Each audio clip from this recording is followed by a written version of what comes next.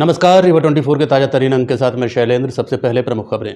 Medical college record officer के पद की नियुक्ति को लेकर करोड़ों के लेन देन का उप मुख्यमंत्री पर कांग्रेस नेता ने लगाया आरोप। संविधान निर्माता के अपमान पर गृह मंत्री के इस्तीफे की मांग को लेकर विपक्ष का उग्र प्रदर्शन।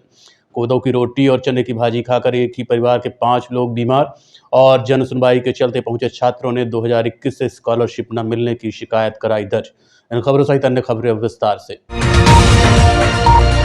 मेडिकल कॉलेज में रिकॉर्ड ऑफिसर के पद पर नियुक्ति को लेकर करोड़ों के लेन देन का आरोप लगाया गया है। इस बात का खुलासा आज कांग्रेस नेता विनोद शर्मा ने किया। घोटाले को लेकर कमिश्नर रीवा ने भी जांच की बात कही है। श्याम शाह मेडिकल कॉलेज में मेडिकल रिकॉर्ड ऑफिसर की भर्ती को लेकर कांग्रेस नेता विनोद शर्मा ने मुख्यमंत्री मोहन यादव सहित उप मुख्यमंत्री राजेंद्र शुक्ल पर बड़ा आरोप लगाया है। मामले को लेकर कांग्रेस नेता ने बताया कि साल 2023 में मेडिकल रिकॉर्ड ऑफिसर पद के लिए विज्ञापन जारी किए गए थे। इसमें कैंडिडेट से आवेदन मांगे गए थे। कई उम्मीदवारों ने आवेदन भी किया और योग्यता के आधार पर तत्कालीन डीन मनोज इंदुलकर के समय आवेदनों की स्क्रूटनी के बाद अपात्रों की सूची फरवरी 2024 में जारी की गई। लेकिन फिर 8 महीने बाद 16 दिसंबर को नई स्क्रीनिंग कमेटी गठित की गई। मेडिकल रिकॉर्ड ऑफिसर के लिए आवेदनों की एक बार फिर जांच कराई गई। इसके बाद नए डीन डॉक्टर सुनील अग्रवाल ने कमेटी का गठन किया। डीन ने 5 लोगों की कमेटी गठित की थी। फिर स्क्रूटनी में नए सिरे से कार्रवाई किए जाने के बाद 20 सितंबर को नई लिस्ट जारी कर दी गई, जिसमें जो कैंडिडेट अपात्र रहे उन्हें पात्र और जो पात्र रहे उन्हें वेटिंग लिस्ट में डाल दिया गया। सुपर स्पेशलिटी और संजय गांधी अस्पताल दोनों ही जगह मेडिकल रिकॉर्ड के पदों की भर्ती की जानी थी। क्या है पूरा मामला, बता रहे हैं कांग्रेस नेता विनोद शर्मा। इसमें फार्म भरा था इस पद के लिए और उनकी अलग अलग जिलों में परीक्षा हुई थी।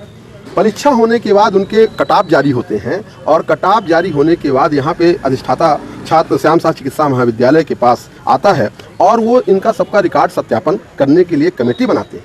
अब आपको इसमें मजा आएगा कि गांधी स्मारक चिकित्सालय और संजय गांधी चिकित्सालय के लिए इसमें 9 लोगों को वो किया जाता है, जिनकी लिखित परीक्षा में जो पास किए गए थे 9 लोगों को। 9 में अंकुर जैन, गगन मारन, शुभम श्रीवास्तव, सनेन चौहान, निशांत यादव, शिवम पटेल, विजय शर्मा, रितेश शुक्ला, संजय दुबे, इसमें सारे के सारे अपात्र हैं, एक को छोड़ के। विजय शर्मा नाम का व्यक्ति पात्र है, बाकी अपात्र है। नीचे मनोज इंदुलकर जी जो उस समय डीन थे उनकी दस्तखत है कि ये अपात्र है। इसी तरह से सुपर स्पेशलिटी के लिए भी 7 लोगों का है, जिसमें 6 अपात्र हैं, उसमें भी इंदुलकर जी की दस्तखत है और एक पात्र है। अब जो वर्तमान में डीन है, इनको 6-7 दिन पहले एक आनन फानन में फोन भोपाल से आता है। ये बिल्कुल मैं सत्य जानकारी दे रहा हूँ। आनन फानन में पूरा दस्तावेज सहित ये भोपाल पहुंचते हैं। अब उनको वहाँ कोई बोलता है कि एक नियुक्ति ये तुम्हें करनी है, तुम्हें डीन रहना है, तो उनके पसीना चलता है, वो वापिस आते हैं और एक कमेटी बनाते हैं। आप सोचिए कि जो व्यक्ति अपात्र था, ठीक है, ये मैं नहीं कह रहा हूँ, ये तब के डीन मनोज इंदुलकर जी कह रहे हैं कि कौन कौन अपात्र था, कौन कौन पात्र था। जो अपात्र था निशांत यादव, उसको ये आनन फानन में आदेश जारी करते हैं, उस अपात्र को यहाँ पात्र बनाते हैं और यह कहते हैं कि तत्काल ज्वाइनिंग करो। इसमें करोड़ों का लेन देन हुआ है। अपात्र को पात्र, जैसे व्यापम, भाजपा का काम ही है व्यापम। अब इससे बड़ा व्यापम क्या होगा, अपात्र को पात्र करना। और जो पात्र लड़का है उसको आपने बेटिंग में डाल दिया, अपात्र को नौकरी दे रहे हो। इसमें करोड़ों की डील हुई है, यह मैं आपसे कहना चाहता हूँ। क्या है का सोर्स आप देख लो, इंदुलकर जी की दस्तखत है, उन्होंने अपात्र किया है। अब अपात्र उसी जगह पे, वही पोस्ट, वही विज्ञापन में वही व्यक्ति मार्च में अपात्र है और दिसंबर में पात्र हो गया। भोपाल की बात कर रहे थे, भोपाल में कौन का? देखिए, इस विभाग के जो मंत्री हैं वो उप मुख्यमंत्री हैं, स्वास्थ्य मंत्री उन्हीं के अंडर में आता है। तो निश्चित तौर पे जो वहाँ मुझे अपने सूत्रों से जानकारी मिली, वो डीन वहाँ कह रहे थे कि इसमें मुझे 1-2 करोड़ ऊपर भी देना पड़ा है। 1-2 करोड़ ऊपर किसको दिए, या तो मुख्यमंत्री को दिए होंगे या तो उप मुख्यमंत्री को दिए होंगे। यदि उप मुख्यमंत्री को नहीं दिए तो उप मुख्यमंत्री इस नियुक्तियों को तत्काल प्रभाव से, उनके विभाग का मैटर है, उनके विधानसभा का मैटर है कि अपात्र व्यक्ति को पात्र कैसे कर दिए। उस डीन को तत्काल हटाएं, उसके खिलाफ FIR करें, 420 का मुकदमा दर्ज होता है। अपात्र को पात्र आपने कैसे कर दिया? आपने बोला डीन तो पसीना फेंक दिया है, तो डीन तो करेगा ऐसा। अरे तो आप सामने है भैया, मैं थोड़ी गलत बता रहा हूँ। एक डीन, इंदुलकर जी भी उस समय डीन थे, मार्च में उन्होंने एक कमेटी बना करके निकाला, ये सब अपात्र किए और उस अपात्र को ये आनंद फानन में कल इन्होंने पात्र कर दिया। ऐसा कौन सी जादू है? किसके धमकी से, किसके दबाव से ये कर रहे हैं? तो इसका दबाव तो सिर्फ यही मानिए कि इसके विभाग के मंत्री कौन है? राजेंद्र शुक्ल जी हैं, जो कि वर्तमान उप मुख्यमंत्री हैं। स्वास्थ्य मंत्री उन्हीं के अंडर में है और विधानसभा ये उन्हीं की है, उन्हीं के विधानसभा का ये मैटर है। इनको तत्काल संज्ञान में लेकर के पेपरों में भी छपा है और मेरे पास और तरह से जानकारी भी और लोगों के माध्यम से भी आई है। कुछ पीड़ित लोगों ने भी बताया है कि भैया पात्र एक है और अपात्र सारे हैं, तो उस अपात्र को पात्र कर दिया और पात्र को अपात्र कर दिया। तो इससे बड़ा जो बिल्कुल दिख रहा है, मतलब आपने सोचा होगा कि जिंदा माछी कैसे निकलते हैं, तो जिंदा माछी कैसे निकलते हैं क्या आप प्रक्रिया होगी? आगे हम इसको और आगे ले जाएंगे, इसके डीन के खिलाफ FIR भी करेंगे और इसको जी अभी ये कल की तो जानकारी नहीं, आज ज्वाइन करना है। कल शाम को ये जानकारी मिली है, आज आपके सामने है। भारत के चौथे स्तंभ से बड़ा मुझे नहीं लगता कोई और वो होगा। न्यायालय में भी, न्यायालय में वो जो अभ्यर्थी लोग हैं वो तो भी जाएंगे, हमारे हाथ ये दस्तावेज लगे हम भी जाएंगे। ये बात ये है कि रीवा में किस प्रकार से राजेंद्र शुक्ला जी दबाव बना करके इस प्रकार से कृत्य करवाते, ये तो मेरे हाथ लग गया। और जो हाथ ना लगे होंगे ऐसे कितने काम हैं, आप उनको और भी देखिए, ये कहना चाहते। वहीं जब मामले को लेकर कमिश्नर रीवा से बात की गई तो उन्होंने बताया कि इसकी जानकारी उन्हें दी गई है, मामले की जांच की जाएगी। रहे हैं निशांत यादव, एक व्यक्ति है जो अपात्र था, उसे पात्र बताया जा रहा है, ऐसा आरोप है, क्या मामला है? हाँ, ये शिकायत ऐसी है, ऐसी मुझे जानकारी प्राप्त हुई है। हम इसकी जांच कराएंगे और जांच में पाए गए तथ्यों के आधार पर फिर अग्रिम कार्रवाई करेंगे। संविधान निर्माता के अपमान को लेकर कांग्रेस पार्टी ने आज उग्र धरना प्रदर्शन करते हुए गृह मंत्री के इस्तीफे की मांग की। बीते दिनों संसद में गृह मंत्री अमित शाह द्वारा बाबा साहब भीमराव अंबेडकर पर की गई टिप्पणी को लेकर विपक्ष इस समय उग्र है और गृह मंत्री के इस्तीफे की मांग को लेकर अड़ा हुआ है। कांग्रेस नेताओं द्वारा आज रैली के दौरान संविधान का वाचन किया गया। उसके बाद राष्ट्रपति के नाम पत्र लिखकर गृह मंत्री अमित शाह के इस्तीफे की मांग की गई। इस दौरान विवेकानंद पार्क में भारी संख्या में एकत्रित कांग्रेस समर्थकों ने जमकर नारेबाजी की। साहब का अपमान कांग्रेस पार्टी जिंदाबाद, जिंदाबाद, जिंदाबाद, राहुल गांधी जिंदाबाद, जिंदाबाद, जिंदाबाद, खड़गे साहब जिंदाबाद। मामले को लेकर ग्रामीण कांग्रेस अध्यक्ष राजेंद्र शर्मा ने क्या कहा, आप सुनिए। कि बाबा साहब अम्बेडकर, जिनको पूरा देश संविधान के रचयिता के रूप में जानता है, जिन्होंने देश में समानता का बहुत बड़ा लड़ाई लड़ी और उन्होंने देश में समानता स्थापित करने का कार्य किया। अम्बेडकर जी को पूरा हिंदुस्तान सम्मान की नज़र से देखता है और लोगों के दिलों में वास करते हैं। ऐसे बाबा साहब अम्बेडकर का अपमान किया गया है और जिस तरीके से बाबा साहब अम्बेडकर के बारे में अमित शाह जी ने राज्यसभा में टिप्पणी की, उसकी कांग्रेस पार्टी तीव्र निंदा करती है। कांग्रेस पार्टी की मांग है कि अमित शाह जी, जिन्होंने संविधान के 75वें वर्ष पूर्ण होने पर संविधान पे चर्चा के दौरान अम्बेडकर जी के बाबा साहब का अपमान किया है, उनका इस्तीफा हो। और चूंकि वो इस्तीफा देने को तैयार नहीं है, इसलिए हम लोगों ने राष्ट्रपति के नाम ये ज्ञापन सौंपा है। ये ऑल इंडिया कांग्रेस कमेटी के दिशा निर्देश पे यह कार्यक्रम था। हम लोगों ने सबने एक बार आज फिर उस प्रस्तावना का वाचन किया जो बाबा साहब ने हम लोगों को संविधान में के द्वारा दी। आज उस प्रस्तावना का वाचन हुआ और प्रस्तावना के वाचन के बाद हमने राष्ट्रपति के नाम ज्ञापन सौंपा है। हम लोग कांग्रेस पार्टी तब तक मैदान में लड़ाई लड़ेगी जब तक अमित शाह जी का इस्तीफा नहीं हो जाता। एक ऐसा व्यक्ति जो संविधान की इज्जत न करता हो, उसका इस्तीफा जरूरी है। हम लोग सदैव से कहते आए हैं, राहुल गांधी जी ने सदा कहा, हमेशा कहा कि भारतीय जनता पार्टी इस देश के संविधान को नहीं मानती। भारतीय जनता पार्टी इस देश के संविधान को समय समय पर चोट पहुंचाने का काम करती है। ऐसे गृह मंत्री का इस्तीफा होना चाहिए।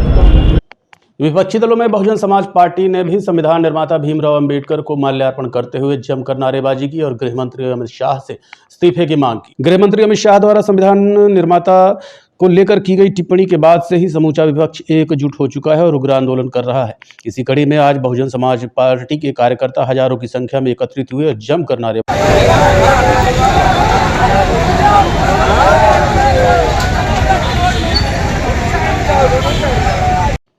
इस मामले को लेकर क्या कहना है बहुजन समाज पार्टी का, आपको सुनवाते हैं। समाज पार्टी जिला का रीवा के तत्वाधान में आज ज्ञापन सौंपा गया। हजारों की संख्या में लोग यहां पर मौजूद रहे। अभी हम लोग बाबा साहब के मूर्ति पर माल्यार्पण करने जा रहे हैं। आज देखिए जिस तरीके से संसद सदन में अमित शाह जी द्वारा बाबा साहब अम्बेडकर जी के लिए उपहासजनक शब्दों का, अमर्यादित शब्दों का प्रयोग किया गया है, ये बहुत ही जो है तो दुखद है। और पूरा देश जो है तो कहीं न कहीं इस कृत्य से दुखी है, आक्रोशित है।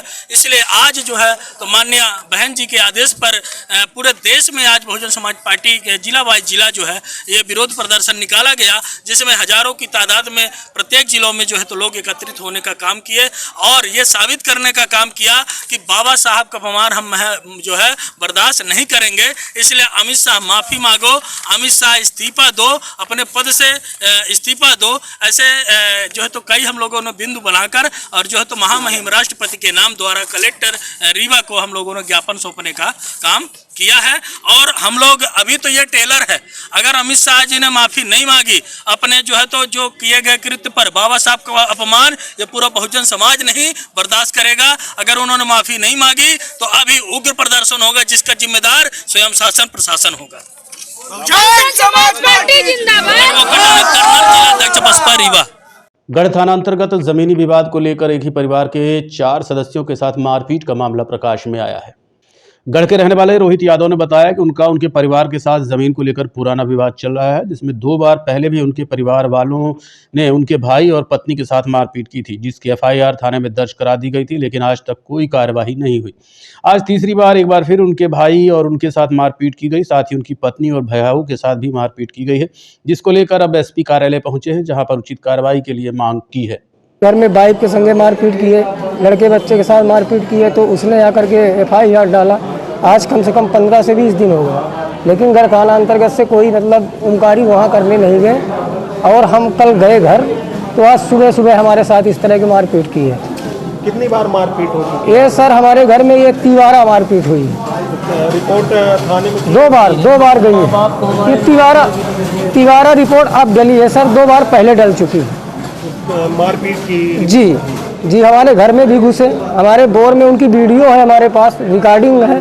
मैं समझाने की कोशिश किया उनसे फ़ोन में बात करके कि भाई ऐसा काम ना करो। किस विवाद को लेकर?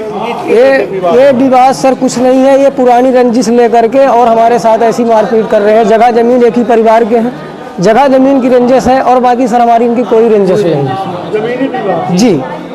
आपका नाम क्या है? हमारा नाम रोहित यादव है। और कितने लोगों को चोट लगी? हमारे 2 भाई हम खड़े हैं सामने आपके, और हमारे परिवार के जो लेडीजें हैं, 2 लेडीजों के पास भी चोट लगी है, पर उनके ज़्यादा ऐसी चोट नहीं है। कितने लोग घायल हुए आप लोग? नहीं, घायल तो हम लोग 2 ही आदमी हैं वर्तमान पर। लेडीज 2 आदमी हैं, वो तो अभी यहाँ पर नहीं है सर। मतलब 4 लोग? 4 जी 4। नाम क्या है? हमारा नाम रोहित यादव है सर, श्रीकांत यादव इनका नाम है, बड़े भाई हैं हमारे पत्नी का रानी यादव नाम है। एक हमारी भेऊ है, उसका सुनीता यादव नाम है। किनके द्वारा मारपीट की? ये हमारे परिवार के ही लोग हैं, भाई ही लगते हैं। उनके द्वारा, उनके बालक के द्वारा सुमन यादव और अतुल उर्फ उमेश यादव और गप्पू यादव, 3 आदमी थे सर। सिमरिया थाना अंतर्गत पुराने विवाद को लेकर एक युवक के साथ बुरी तरह मारपीट की गई। आरोपी मारपीट के बाद पीड़ित को मरा समझकर फरार हो गया। घटना की जानकारी देते हुए घायल राजेश कोल की पत्नी अर्चना ने बताया कि उसके पति घटना के दिन राजश्री लेने के लिए पास के ही गांव में गए हुए थे, तभी वहां उन्हें राजबहोर कोल मिल गया, जिसका पहले से ही विवाद चल रहा था। उसने बताया कि राजबहोर से एक बार पहले भी घर में विवाद हुआ था, जिसकी रिपोर्ट थाने में दर्ज कराई गई थी, लेकिन आज तक कोई कार्रवाई नहीं हुई।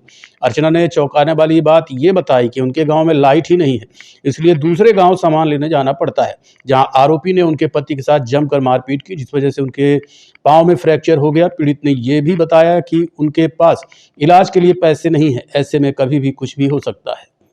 लेने के लिए फिर वो अकेले दुश्मन पाया तो इनको गाय गोरू के जैसा मारा, पैर भी तोड़ दिया, सब कुछ कर दिया। हमने फोन किया, मेरे बहन उधर से आए तो इनको लहाज के रोड में ऐसे लहाज के जैसा पड़े थी। फिर उधर से एम्बुलेंस को फोन किए, हम सिमरिया आए, सिमरिया थाना वहाँ से हट यहाँ वो कर दिए रिफर। अभी इनके प्लास्टर बन गया, अभी इनका वो करने का है सिटी इसके, लेकिन हमारे पैसा नहीं है। किसने मारपीट की? राजबहोर कोल है, गांव का है, लेकिन हमारे साथ 2 बार ऐसा कर चुका है। विवाद क्या है? विवाद एक बार हमारे घर में जाता है, वो दूसरे को गाली दे रहा था हमारे घर पे, तो मेरी बहन बोली इधर गाली मत दे, जिसको देना है तो रोड पे निकल के घर से रोड पे गाली दे, लेकिन घर पे ना दे। तो मेरे बहन को मारा। मैं उधर मोबाइल चार्ज करने गई तो फिर ऐसे मैंने मेरे हाथ में अभी भी हाथ मेरा टेढ़ा, फिर वो उसमें से हम थाना रिपोर्ट सब किए, फिर भी कोई सुनाई नहीं हुआ। आज मेरे पति को कल के रात में लाश डाल के फेंक दिया सर। हम रातों रात इनको लेके भागे। रिपोर्ट वहां से बोले पहले इनको दवा कराओ, इसके बाद रिपोर्ट लिखाओ। पुलिस वाले कोई कार्रवाई नहीं की? कोई कार्रवाई नहीं की। हमने फोन किए, सब कुछ किए, एम्बुलेंस गई आई, लेकिन इनको पहले बोले दवा कराओ। इसके पहले भी मारपीट हुई? हाँ, इसके पहले भी सर हो चुका है। मेरे बहन का खपड़ी फाड़ दिए थे, उसका इधर का रिफर हुआ था। हमने दवा कराई, एक 1.5 साल हो गया। वही मेरा पति उसको आए राजश्री खाने के लिए लेने, तो इधर अकेले में पाके रात में इसको मारे। लाठी डंडा जिसमें से मारपीट किए हो, हम तो सर उधर रहे नहीं, किस में से किया किसने से नहीं। पैर है तो पूरा फ्रैक्चर है। किस गांव के हैं ये? हम डोड़ी गांव के हैं सर। डोड़ी थाना सिमरिया? हाँ, थाना सिमरिया, डोड़ी गांव, ग्राम पंचायत बरहा है। अकला बरहा का वो आदमी मारा है मेरे पति का। हमारे गांव में लाइट नहीं है, हमारे गांव में नहीं कोई दुकान का कोई सुविधा नहीं है, तो हम कला बरहा गांव से सामान सौदा खरीदने जाते हैं। देखते रहिए Rewa 24 news, city cable network. मिलते हैं छोटे से ब्रेक के बाद। अगर आप अपने कारोबार के लिए एक सुविधाजनक गोदाम, दुकान या ऑफिस की तलाश में हैं, तो यह स्थान आपके लिए उपयुक्त है। यहाँ पर 30 फीट बाय 55 फीट ऊपर और नीचे लैट बाथ अटैच और 2 बड़े कमरे अलग से उपलब्ध है। स्थान है शार्किन होटल के बगल में, बाईपास के सामने, करैया नंबर 1। अपने व्यवसाय को नई ऊंचाइयों तक ले जाने के लिए आज ही संपर्क कर सकते हैं। मोबाइल नंबर है 7746095429 और 7723898220। 55 का हाल है, किराए में देना है। और ऊपर भी 30 बाई 55 का है, तो ऊपर 2 कमरे बने हैं और बाकी का हाल है, ये किराए में देना है। नीचे हाल है, ऊपर हाल है। Latrine bathroom attach? अटैच है, लैट्रिन बाथरूम अटैच। पता क्या है? पता है गांव मही, बाईपास के पहले, सार्किन के बगल, सार्किन गार्डन के बगल में। कॉन्टेक्ट नंबर क्या है आपका? Contact number 774660 95429 9200972652। शुभ नाम आपका? रामवाल साहब विश्वकर्मा। कोदो की रोटी और चने की भाजी खाने से एक ही परिवार के 5 लोगों को संजय गांधी अस्पताल में भर्ती कराया गया है। देश भर में श्री अन्न यानी मोटे अनाज को लेकर जागरूकता अभियान चलाया जा रहा है, जिसमें मुख्य रूप से 6 अनाजों को शामिल किया गया है, जिसमें कोदो प्रमुख है। कोदो या कुटकी कोदई का उपयोग डायबिटीज के मरीजों के लिए फायदेमंद माना जाता है, लेकिन बीते कुछ दिनों से लगातार आ रही खबरों के अनुसार कोदो की रोटी खाने से लोग बीमार हो रहे हैं। हाल ही में हनुमाना से एक ही परिवार के 2 सदस्यों को अस्पताल में भर्ती कराया गया था। वहीं ताज़ा मामला मनगवा थाना अंतर्गत रामपुरवा से आया है, जहां के रहने वाले उमेश पटेल ने बताया कि उनके घर में कोदो की रोटी और चने की भाजी बनी थी, जिसे खाकर राजेश पटेल, अनिल पटेल, राजकली पटेल, मुन्नी पटेल और फूल कुमारी पटेल बीमार हो गए, जिन्हें अस्पताल लाया गया। उन्होंने ये भी कहा कि कोदो का भात खाने से उन्हें कोई नुकसान नहीं हुआ, लेकिन जब कोदो की रोटी खाई तो नुकसान हो गया। हालांकि जांच के बाद ही इस संबंध में विस्तार से जानकारी मिल पाएगी कि किस वजह से बीमार हुए हैं। फिलहाल 5 का इलाज संजय गांधी अस्पताल में जारी है। उसी के चलते बीमार हुए हैं। ये 5 लोग हैं, माता जी हैं, 2 बालक हैं, एक बहू है, एक बहन है, 5 लोग हैं। क्या नाम है उनका? बालक का नाम है राजेश पटेल, अनिल पटेल और बालिका का नाम है मुन्नी देवी नाम है। माता का तो याद नहीं है नाम मेरा। एक बहू है, तो बहू का तो नाम क्या नाम है? ये कहाँ से आए हैं? ये रामपुरवा से, रजा रामपुरवा से आए हैं, रामपुरवा थाना, मनगवा थाना से। इसका रीजन क्या है, क्या लगता है? अब रीजन मंगाए हैं कोदई डॉक्टर लोग चेक करने के लिए, अब वही बताएंगे रीजन। हाँ तो कोदो की रोटी या चने की भाजी? हाँ, यही नुकसान करी, बाकी कोदई नहीं नुकसान करी। दाल चावल के साथ खा रहे हैं तो हाँ यही। भाजी के साथ? हाँ, रोटी नुकसान कर रही है, कोदई नहीं नुकसान कर रही। रोटी बना के खा रहे हैं, वो पक नहीं रही है, पता नहीं क्या है उसके बारे में। हाँ कुछ है, अब वो डॉक्टर लोग बताएंगे, चेक करके मंगाए हैं। देखते रहिए Rewa 24 news, city cable network. मिलते हैं छोटे से ब्रेक के बाद। हड्डी जोड़ एवं रीढ़ रोग तथा स्त्री रोग एवं प्रसूति रोग का इलाज एक ही छत के नीचे।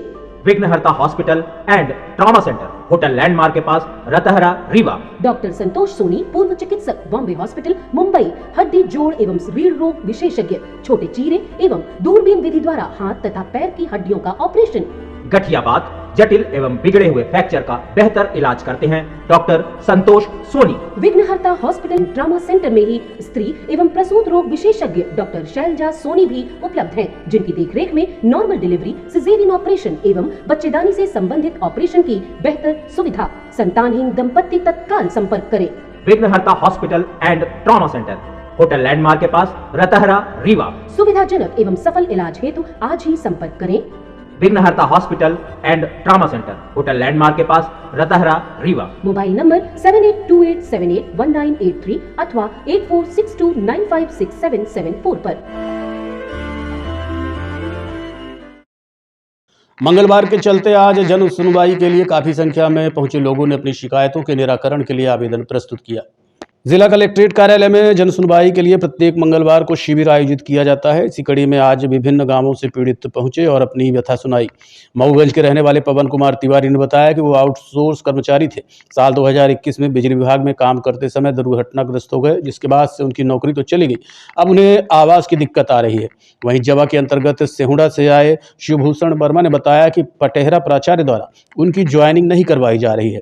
टीडी कॉलेज से आए छात्रों ने बताया कि 2021 से SC, ST और OBC छात्रों को स्कॉलरशिप नहीं मिल रही है। पूरे मामले को विस्तार से जानने के लिए आपको लिए चलते हैं कलेक्ट्रेट कार्यालय। पोस्ट ऑफिस कंचनपुर, थाना पनवार, ब्लॉक जवा। यहाँ मैं जन सुनवाई में आया हूँ। इसके पहले मैं 22 तारीख को भी आया था, जिसमें कोई भी कार्यवाही। मामला ये है कि पटेहरा प्राचार्य हमारी ज्वाइनिंग अति शिक्षक पद पर नहीं करवा रहे हैं। तो मैं यहाँ 2 बार आ चुका हूँ, ये मेरी दूसरी बार जन सुनवाई में खड़े हूँ।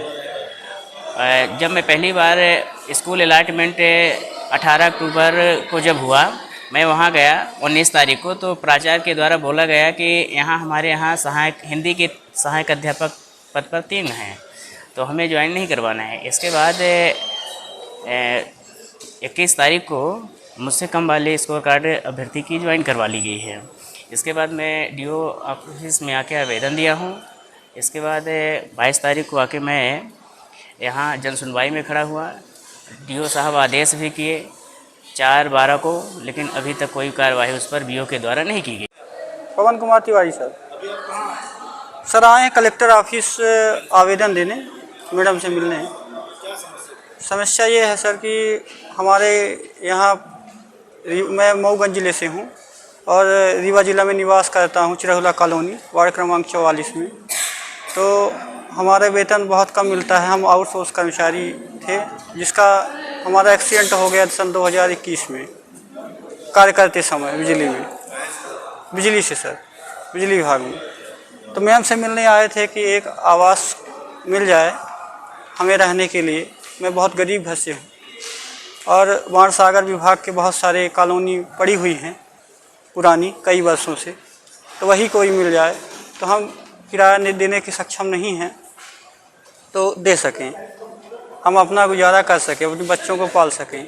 हमारे बच्चे बिंद एकेडमी पब्लिक स्कूल में पढ़ते हैं और हमारा ऐसा एक्सीडेंट हुआ था। कहते हैं मैं TD नर्सिंग कॉलेज से आया हूँ। मेरी स्कॉलरशिप नहीं आने के कारण मैं कलेक्ट्रेट में आया हूँ। कॉलेज जाता हूँ तो कॉलेज में ये बताते हैं कि अभी रिकॉर्ड जमा हुआ है, कुछ समय लगेगा आने के लिए। सेकेंड ईयर का एग्ज़ाम हो गया है और सेकेंड ईयर का एग्ज़ाम हो गया, एग्ज़ाम फीस भी लग रही है सेकेंड ईयर का, और पैसा मांगते तो हम लोग बोलते हैं कि स्कॉलरशिप नहीं आई है तो अभी ना देंगे। बोले कि स्कॉलरशिप ना आए तो भी में हम पैसा लेंगे। ये वहाँ के जो कॉलेज के TD नर्सिंग कॉलेज, यस, ये लहुआ पे है, लहुआ लक्ष्मणपुर। वहाँ के प्रचार बोलते हैं कि आप लोगों की स्कॉलरशिप आएगी। हम लोगों का जब से सेकेंड ईयर का यानी कि एग्ज़ाम होने के लिए संभावना हुई है कि सेकेंड ईयर का एग्ज़ाम होगा और फीस लगना स्टार्ट हो गई है, तो हम लोग बोले कि मेरी फर्स्ट ईयर की भी स्कॉलरशिप नहीं आई है, तो हम लोग फर्स्ट ईयर का कैसे फुल एग्ज़ाम वो पैसा देंगे। मेरा नाम पूनम यादव, हम TD नर्सिंग कॉलेज से आए हुए हैं। 2021 का बैच है हमारा, अभी स्कॉलरशिप नहीं आई है हमारी, और हमारा फर्स्ट ईयर सेकेंड ईयर दोनों का एग्ज़ाम हो चुका है। ST और OBC दोनों की यही समस्या है। 2021 के बैच के हैं हम लोग। और 3-4 बार हो गए हम लोग को कलेक्टेड आते, कॉलेज जाते, कोई वो नहीं हो रहा स्कॉलरशिप का। जी जी, एप्लीकेशन दे दिए गए हैं, अभी तो ये सेकंड टाइम है हम लोग का। जी, आदिम जाति कल्याण विभाग के अधिकारियों से मुलाकात हुई है। उन्होंने यही बोला कि अभी आप लोग यहाँ एप्लीकेशन लगाएं, उनमें जन सुनवाई में देखिए पहले क्या बोल रहे हैं, उसके बाद कुछ होगा। हम लोग टोटल अभी 18-19 लोग हैं। कॉलेज में तो बोलते हैं सारा सबमिट हो गया फॉर्म वगैरह, वो ऊपर में है, वहाँ से होगा भोपाल से। तो 2021 से ही जमा है हमारा सब कुछ, सारे डॉक्यूमेंट। जी जी जी। इंडियन पीपल्स अधिकार पार्टी ने आज एक पत्रकार वार्ता का आयोजन किया। इंडियन पीपल्स अधिकार पार्टी द्वारा आज पार्टी विस्तार कार्यक्रम को लेकर एक कार्यकर्ता सम्मेलन का आयोजन किया गया। पत्रकार वार्ता के दौरान बताया गया कि पार्टी का अभियान है कि प्रदेश भर में हर जिले से लगभग 5000 कार्यकर्ताओं को जोड़ा जाएगा। और क्या कहना है इंडियन पीपल्स अधिकार पार्टी का, जानने के लिए आपको लिए चलते हैं पत्रकार वार्ता में। पूरे मध्य प्रदेश में संगठन को लेकर अभियान चलाया जा रहा है। हमारी पार्टी का उद्देश्य है कि मार्च तक मध्य प्रदेश के हर जिले में 5-5 हज़ार कार्यकर्ता का लक्ष्य रखा है। इसलिए हमारे सभी नेता को हर संभागवाई संभाग जिम्मेदारी दी गई है और लगातार लोग काम पर लगे हैं, जिससे आने वाले अप्रैल में भोपाल में बड़े आंदोलन के आगे हम लोग बढ़े। आपकी पार्टी का क्या नाम है? इंडियन पीपल्स अधिकार पार्टी। क्या उद्देश्य लेके आप आ रहे हैं यहाँ? लोगों के लिए क्या सेवा लेकर आएंगे? यहाँ पार्टी आप नहीं बनाए हैं। Indian peoples party Madhya Pradesh में आज आप लगातार देख रहे हैं, अभी इंदौर में कुछ समय पहले 2 दिन पहले छात्रों का जो आंदोलन चल रहा था अधिकार का, आज मध्य प्रदेश में राम राज्य की बात करते हैं। जिस प्रदेश के युवा के हाथ में कलम होना चाहिए और उनके हाथ में आज तख्तियाँ आंदोलन की हैं, तो इंडियन पीपल्स पार्टी युवाओं के हित में आंदोलन करेगी। आज मध्य प्रदेश में लगातार आप लोगों के माध्यम से हम सबको पता चलता है कि छोटी छोटी बच्चियों के साथ, महिलाओं के साथ कितने कृत्य किए जा रहे हैं। आज हिंदुस्तान की राजनीति आप देख रहे हैं कि भीमराव अम्बेडकर के साथ उनको कैसे नवाया जा रहा है शब्दों से। तो कहीं ना कहीं हिंदुस्तान की राम राज्य की बात जो खोखले हैं, तो हम तो किसान, युवा, मध्य प्रदेश की माता बहनें, इनकी सुरक्षा, इनके हित की लड़ाई लड़ने के लिए इंडियन पीपल्स अधिकार पार्टी पूरे प्रदेश में पहले संगठन और संगठन दमदारी से हम लोग मिलकर अप्रैल में सरकार के खिलाफ लड़ाई लड़ेंगे। यहाँ भारतीय जनता पार्टी और कांग्रेस का बोलबाला है, इसमें कैसे आप इसका लोग मध्य प्रदेश के लगातार देखा है कि 70 साल से एक ही चीज़ दिमाग में है कि हम परिवर्तन करेंगे, कहीं भाजपा, कहीं कांग्रेस, कहीं भाजपा। एक भाजपा कहती है कि गांधी परिवार से कांग्रेस चलती है, कांग्रेस कहती है कि गुजरात से भाजपा चलती है। हम चाहते हैं कि हमारा मध्य प्रदेश हमारे मध्य प्रदेश के हिसाब से चले, हमारे मध्य प्रदेश में विकसित मध्य प्रदेश हो, शिक्षित मध्य प्रदेश हो, रोजगार वाला मध्य प्रदेश हो और मध्य प्रदेश के युवा मध्य प्रदेश का नेतृत्व करें। हम ऐसा मध्य प्रदेश चाहते हैं। आप एक राष्ट्रीय पार्टी। आज के अंक में इतना ही। देखते रहिए रीवा 24 न्यूज़। नमस्कार।